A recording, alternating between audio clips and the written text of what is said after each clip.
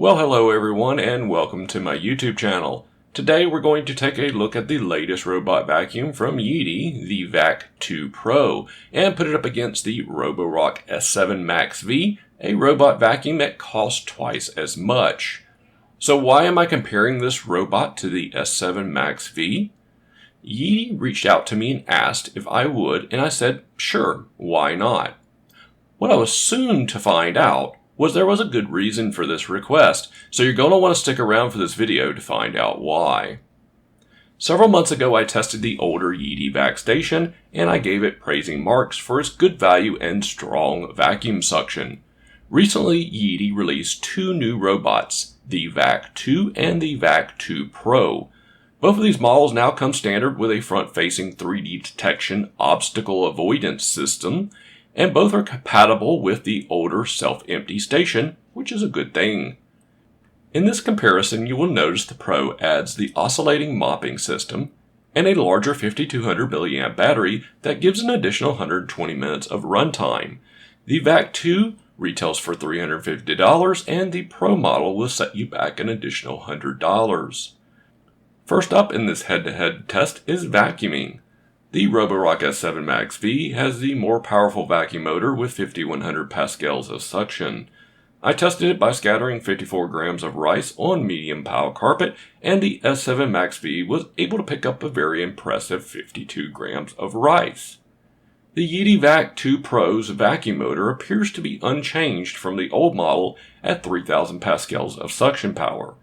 And somehow it still managed to beat the older Yeedi Vac by 3 grams of rice, and tying the S7 MaxV with a total pickup weight of 52 grams. The second test is the obstacle avoidance test. The S7 MaxV uses a combination of a camera and a 3D structured light sensor to detect objects in your home that could not otherwise be seen by the top-mounted LiDAR. In addition to this, it also uses a front-mounted LED light to help see objects in dark areas like under your bed. The S7 MaxV, while not perfect, does manage to avoid tangling with most items like pet waste, while still getting a little too close to other objects. Roborock does allow you to see in the app items that it identifies as things it avoided. The Yeedi Vac 2 has a similar setup on the front minus the LED light. As you can see here, the Vac 2 Pro manages to avoid most of the objects fairly well, and even the socks at first, and then it just plowed over them. It did do a better job than the S7 MaxV avoiding the small cup of rice though. Please understand neither robot vacuum's object avoidance is real-world perfect. In this separate test, I'm going to show you what I mean. I left shoelaces untied, socks scattered, and a stray cord laying out, and both robots really struggled with this.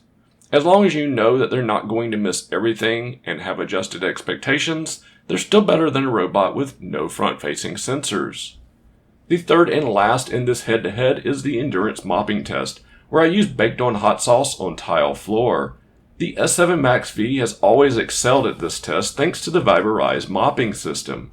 The mopping plate on the S7 MaxV can lift a few millimeters to clear low-pile carpet and rugs, and it vibrates to help clean those stubborn stains. After 2 passes, with deep mopping option enabled, the S7 MaxV cleaned up nearly all of the hot sauce. The Yeedi Vac 2 Pro does not have a lifting, vibrating mop, however it uses an oscillating mopping system that moves the mopping deck back and forth, which Yeedi claims mimics the motion of a human mopping with a traditional mop, and it does indeed work very well. In fact, I think it outperforms the S7 MaxV ever so slightly after 2 passes over the stains. Now there are some negatives with the Vac 2 Pro that I think you should know about. First, Yeedi uses V-SLAM for mapping and navigation. Instead of LiDAR found on the S7 MaxV, the Yeedi uses a top-mounted camera that tracks movements at the ceiling level, which has several drawbacks over LiDAR.